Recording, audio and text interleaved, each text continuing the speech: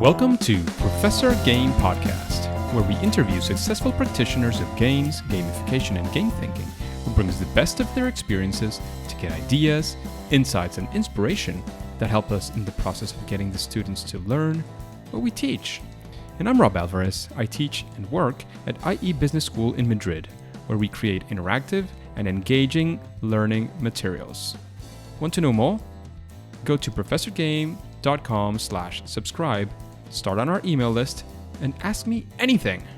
So engagers, welcome. Today we have something interesting once again. It seems like we're in kind of like a rant of talking to people who are in gamification and games in the medical field, because today we have Michael. But Michael, before we get started, are you prepared to engage? Yes, I am.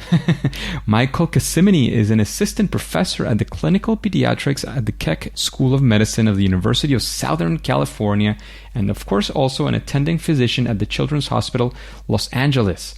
He's a contributor and associated producer of the Pediatric Continuing Medical Education podcast, Pediatrics Reviews and Perspectives, and also the designer of Empiric Pediatric, which is a 2 to 4 player card game used to teach guideline-based antibiotic use for medical students and residents. And is there anything else that we're missing from that intro you'd like to point out?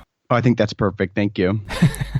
So, Michael, can you tell us, what is a typical schedule for you look like? I know you're in paternity leave right now, but maybe, pre-paternity leave and maybe even pre all this madness of the coronavirus. How does that look like for you?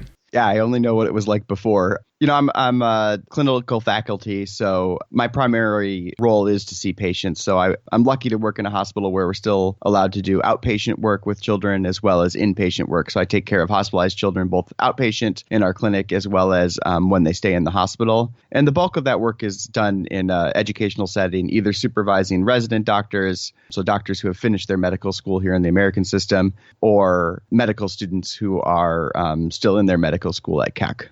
Nice. I do, I have a little bit of time for research and for developing new curriculum, and I do a little bit of work in utilization management, so like reviewing authorizations for studies and such too. So get a nice variety in my day. Seems like you have a lot to do in every day, There's quite a few things that you can dig into, which is always an interesting, position to be at, where you sort of not get bored, but, you want to get a little change and you have all of these different things to do for sure.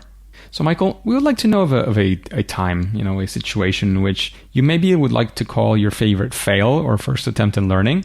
Of a time, of course, you were maybe creating some sort of educational experience or similar, especially if it involves games or gamification. And, at some point you had some failure, which, of course, as usual, is not fatal, is not definitive. And, of course, we want to be there with you. We want to live that story and learn from those situations with you. Yeah, I think I'm still kind of midway through my best and first fail. For the last 2 years, I've been building this card game that I use to teach medical students and residents, appropriate use of antibiotics that they don't really learn in medical school, kind of bridging that gap from what they learn about, what the drugs are, a bacteria the drugs kill, how the drugs get into the body, that kind of, basic information they learn in medical school, and bridging that to hey, how do we really use them in real life? So I've been working on a card game to teach that. And at first, this was something I was just doing for myself, and I used it over and over again with my students and felt pretty good about how it worked for me to teach. But I found that I have scripts that I would eventually end in, and I would say the same thing every time a certain card came up, and I would have my own sort of teaching points, my own sort of way of using it as a teaching tool. And as I started to think about how am I going to get this game to be usable to other people, I thought, well, I'm not going to come in that box. And how can I share that information? I was discussing it with someone and they said, well, just put some QR codes on there and you can put as much as you want to online. I'm like, perfect. And I jumped right in when they said that. And at the time, the cards, I think I had 120 cards in the deck and 50 of them were cases, which I thought the QR codes would help with. So I jumped right in. I put QR codes on 50 cards. I wrote a couple paragraphs online for each of them with references. I basically wrote a little textbook that came online with the game. And there's been a lot of iteration since then, but I kept that effort into the game until now. And now that people are getting their own copies and using them themselves, those QR codes are not being used. So I put this there's probably lots of people who write little textbooks that no one reads. but I've done it and I'm very aware that no one's reading it because I can see that people are not clicking those links. And I think that's something that I definitely am learning from right now.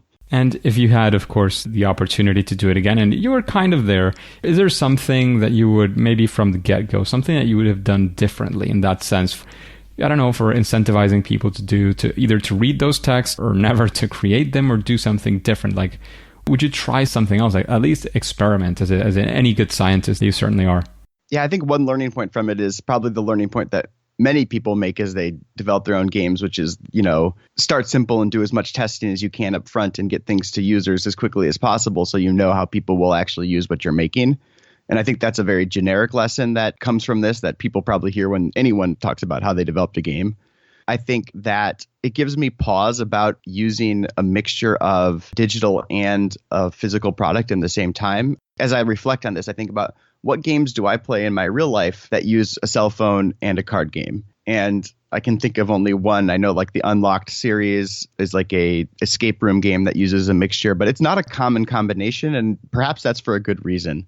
And so I think that's something I would think twice about or certainly test early if I was thinking about using a mixed method on a future game. As far as what I'm going to do, I'll probably claw that space back from the QR codes and put whatever I think is most important in that little corner of the card because, with 2.5 by 3.5 inches to work with, you don't have much space.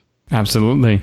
There's not too much to substitute them for, but, maybe something else will come up. And in that sense, Michael, because I think it's a very valuable lesson. You said it seems kind of generic, but until you actually run into that, and you probably will run into that more than once. Like we've seen here many guests who've run into things and you say, well, but I had heard this before and I still fell into like my own trap. Even people who are teaching these things can even fall into those traps every now and then. So even though it might sound generic, as you mentioned, Mike, I do think that it's important for us to sort of constantly reinforce these kinds of messages, and especially so that when you run into that, you realize that it's okay. It's the kind of thing that can happen to the best of us. But the important thing is to be able to sort of get back up and pick up from your mistakes and, do that next iteration, which will definitely improve things in a massive way. And then, continue moving forward and maybe even moving on to your next thing. And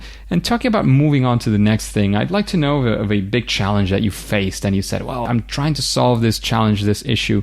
And you, of course, used some sort of game, some sort of, gamified strategy or something similar to solve. And, at some point, eventually, you actually managed to do something that you were happy, satisfied, successful with, whatever you want to go for.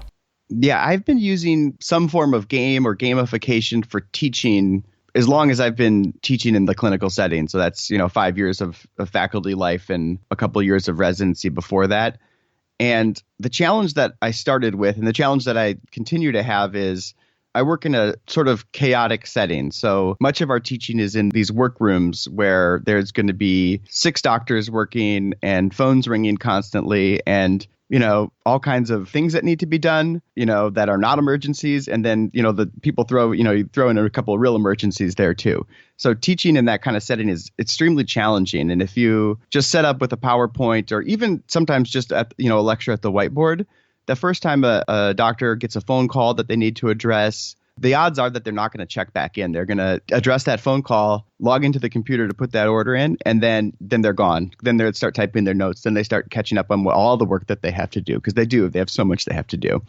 So I find that using a game is a good way to that just little marginal improvement of engagement is enough to draw them back to the table. So they do address that issue. They do address that phone call, but they come back because they want to get their next turn in and they've got that card in their hand. They've got that thing they've been waiting to do that can bring them back to the table even after interruption. So I think that's something that I found gamification has been really helpful for.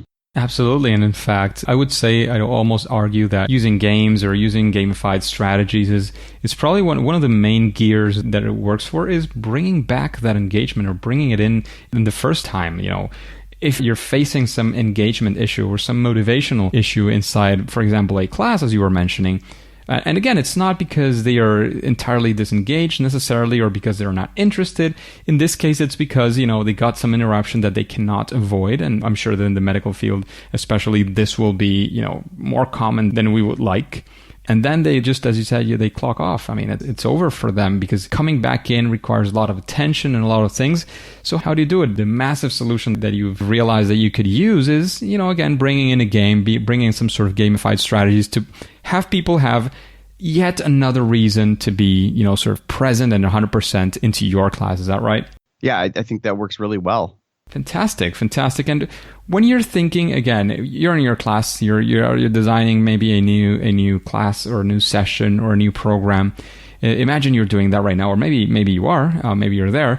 What are the steps that you do to introduce maybe a game into your classroom or to use these gamified strategies? Like, do you have some sort of process, some thought process, some steps? How do you do it? How do you approach it? I almost always start by just printing things out, getting physical things in my hands and playing with them.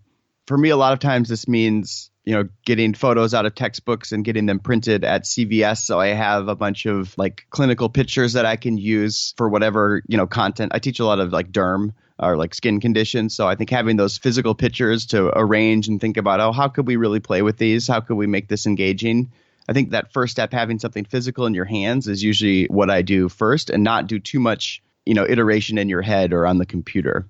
Right. So what you mainly do is you're thinking, you're using the content that you have, which is already pretty visual. I'm guessing if you're working with skin, you usually have to take a look at what I'm guessing, again, I'm an engineer. I couldn't be further from understanding medicine in any capacity, but I'm guessing here that it is already very visual. It's something that you have to visualize to analyze. Is that right? Yeah, I use games a lot for visual content because I want something tactile for that. I want something that they can hold and turn and look at. And so I think getting that physical presence is a much easier way to think about how it can be used in a gamified situation or just generally how you can teach it best. Absolutely. So you're bringing sort of that physical and visual element into the classroom. You're sort of printing out all those things so you can use them for something. And what would maybe be the next step? Like, what do you do once you have all of that information, whether you use it all or just a part of it? Like, how do you structure it? Of course, there's a logic in the content that you're delivering, but how do you put it forth? I mean, do you try to go for a card game like the one that you have? Do you look for a game that's already existing and bring it into the class and see how to apply it? Like, what would you do with all that information once you have it there? So I guess I use games in a lot of different ways, but let's stay on the pictures, so the visual diagnosis sort of ones. I almost always end up with some sort of very simple, I always shoot for things that take 10 minutes or less, quick games that we can do. And if we get interrupted, it's okay. Not too much time is lost, or we could probably finish it before an interruption. So for those kind of things, using just, simple games, it's always getting those pictures together, sorting them into patterns and finding out what pattern do I want the students to identify and how can I have them make that. So either there's many conditions that affect the skin in another part of the body. So we take pictures of a skin condition and pictures of the X-ray or MRI of the other part of the body and say, hey, here's a big pile of pictures. Why don't you sort them between the ones that are the skin findings with the other part of the body matching? So a simple matching game, or here's a picture of kids doing lots of different activities. Why don't you sort these in the order that a child would be able to do them in normal development? A lot of the visual stuff is, we're not talking about very complicated games for these sort of teaching points. So it seems like you're using them very much both for, sort of recall, like recalling some sort of information that they probably either already have or already studying, so they can sort of practice that muscle of having those things incorporated, because I'm sure you doctors have to have so much information in your heads so you can analyze cases when they come in. And the other one is, of course, that analysis tool that you're putting together things, and maybe somebody comes up with a combination that you didn't even think about before, right? Yeah, the interesting things happen. That's always nice. That's always nice. So that seems like a very interesting approach as well. Like, you have all these things coming on and bringing them together. And of course, if you're getting people sort of a different way, even to just the traditional things that they are probably used to in their education, it's already being more dynamic. You're getting people to be active on their learning. And this is definitely going to be beneficial, in my opinion, to their capacity to learning these things. Yes, and if I can piggyback on that, I think something I've evolved through the time is the quality of the physical materials is important, and I think it does help with engagement. at first I would just write things on sticky notes and we would sort and trade, and that was engaging and that did help. But, you see the looks on people's faces, and you see in like people that you're not even supposed to teach start coming to the table when you do have like nicely printed pictures, or the formal card game. Really, it brings in like random people that I'm not even supposed to be teaching to come play, to have something that really looks good on the table. So they're actually being drawn into that, even though it's not their thing, at least not at that moment. So that speaks very highly exactly of that, what you're doing, and the motivation and the engagement that you're getting from your and even other students as well. Just a quick break before we continue. Are you enjoying this podcast? If you're listening through a podcasting app, please subscribe and rate us on the app. This will be of great help to reach more engagers so we can change the world together through gamification. But Mike, would you say that there is some sort of, and maybe we've been like dancing around it, but do you think there's some sort of best practice or some sort of, idea, element, strategy that you'd say, well, when you're thinking about introducing these games, these gamification elements into your classroom, that you would probably benefit from doing, or be risking possible failure if you're at least not thinking about including it? Again, an element, an idea, strategies, or there's something along those lines that you would maybe call sort of a best practice? I think one thing that I've learned is people have very specific expectations of what a game is and how a game is played. And when your time is limited, it's best to like be within those expectations of your learners. Like at one point in developing Empiric, the card game, I had a set of rules that I had developed to make it less stressful, to try to like encourage like a feeling of safety amongst the medical students, that they could just, hey, there's a mechanism that you look at the card instead of just guessing. And I could not get people to play by those rules because those rules did not feel like a normal game to them. So I think being as close to people's expectations for what a game does is a very good practice to kind of make things go quickly and make things go smoothly as you're introducing a game into a situation in which games are not typically expected. So I would say it's something like, sort of living up to the expectations of a game being a game, and what that means especially for your audience in particular. And there, of course, you have to consider what your audience thinks in that sense, because I'm sure that what they were thinking maybe was different from what you were thinking and what others would be thinking. So something along those lines, right? Yeah, and keep it simple. I think that's super important. Yeah, the KISS principle, keep it super simple, right? Oh, I'm not familiar with that term, but that's perfect. Well, yes, thank you. The super is sometimes substituted by stupid simple, but I like the super simple a lot better myself. So, Mike, after, I know you've heard some episodes before as well. I mean, after having the whole vibe of the podcast, is there somebody that comes to your mind? Like when I interviewed your colleague, Teresa Chan, she mentioned you. Is there something or somebody that you would like to have in the podcast as well to listen to learn from this person in Professor Game? I'm not sure how far down the medical rabbit hole you're intending to go, but if you're staying in these circles, Todd Chang is at my institution and had done, it's drifting more into, he's done some video game work, but also a lot of VR and simulation. And of course, simulation is critical in medical education. And I've seen him speak on some of his work with heart rate monitors of the participants and cortisol samples of the participants, and, talking about how we're optimizing the right amount of stress and the right amount of engagement in our learners so that they're not disengaged or not, overly stressed so that they're learning. So I've seen him speak, and he would be an interesting person to have on the podcast. Yeah, and even introducing some of the medical terms that are relevant for the field. I mean, talk about the cortisol and all these things, and all the chemistry and all the these things that you were mentioning that I'm not going to try to say again correctly, because I'm probably going to fail, because it's definitely far away from my specialty, and it sounds like a very interesting guest as well. So that sounds like it's going to be a recommendation we're going to take a look at as well, definitely. And staying in that field of recommendations, Mike, would you say that there is a book that you would recommend an audience like this one? Again, thinking of people who are thinking, considering, or even currently using games and gamification, especially for education, but not necessarily. Is there something that you would recommend? Again, direct inspiration from, game design, or something that is related or not so related. What would you recommend an audience like this one? I'm embarrassed to admit I pretty much only read fiction at this point. I read a lot of articles, but I don't read a lot of books. So I'm a little bit at a loss at what to recommend as far as a book for your listeners. I live in Southern California here, so I have a lot of commuting. So I try to take a lot of my input is audio. So it's a lot of podcasts and. That's fantastic. That's fantastic. You'll probably want to try the audiobooks as well. Yeah, it's that I find audiobooks very difficult for like educational content though. Huh. That's true. I hadn't thought about it. To be honest, I'm still a sit-down reader. I haven't gone deeply into the audiobook space. I kind of explored that quite a while ago. This is going to age me a little bit because it was through cassettes. I think I have it. It's somewhere. No, probably not. My old, like the house where I lived with my mom is sold right now, and I don't know if she kept that. She moved as well. Countries. It's probably not existing anymore. It was a series of cassettes. I started doing that because my dad was a very, very strong reader. And when he was ill, he was very, very ill from ELA. I'm not sure if those are the initials in English or in Spanish now. Yeah, that doesn't. Amyotrophic lateral sclerosis, ALS. Sorry, ALS. Yeah. ELA is in Spanish. Yeah, I always get the wrong side of of these initials.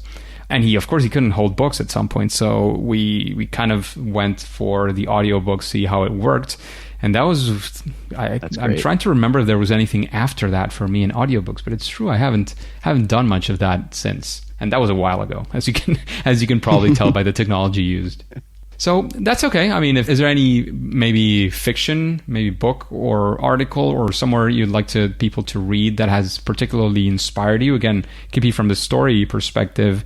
We've had guests who have recommended just reading fiction to get inspired, or maybe something that the way that they approached the book was interesting to you. If there is, if there's not, we can just move on to the next thing, which is perfectly fine. Some articles I read at the very beginning of this by Landers. I think he's been on your podcast, actually. He had a couple articles about just like the framework in which the way we think gamification works, moderating and like mediating factors for how gamification works for education. I think that he has a pair of articles where he did that along with like a leaderboard thing that I think are pretty good ones to read. I've got a whole list on my webpage of articles I've been reading along the way just so I won't forget their names. You can share with us that link if that's public as well. Medicine was good. Sorry? And there's another one by Rutledge et al. In academic medicine that was a pretty good one for gamification in the medical, like framed around medical teaching that I thought was pretty helpful. Yeah, those were good. The other thing I would also recommend is listen to regular game podcasts, not just educational, but dive into that sort of body of people making games for whatever reason. And I think a lot of the same principles apply. I listen to a lot of those sort of podcasts as well. There you go. That's a pretty interesting source of inspiration as well. And what would you say, Mike, now you've been recommending other people, other books. In your case, what would you say is one of those things that makes you sort of special in a way? And yes, you can brag here. That's perfectly acceptable. What's maybe your superpower or that sweet spot where you think, this is the core thing that I know I can, very much dig deep into these things when talking, again, about education, games, and gamification? I think that I'm someone that is absolutely having to be making something at all times. So I have that kind of compulsion to be building things. That might not be a super unique thing amongst people who are making games. But if I'm not if I'm not drafting a game, I have to be painting or I have to be doing something, creating something physically. So I think that's definitely what's led me to, dive into this area.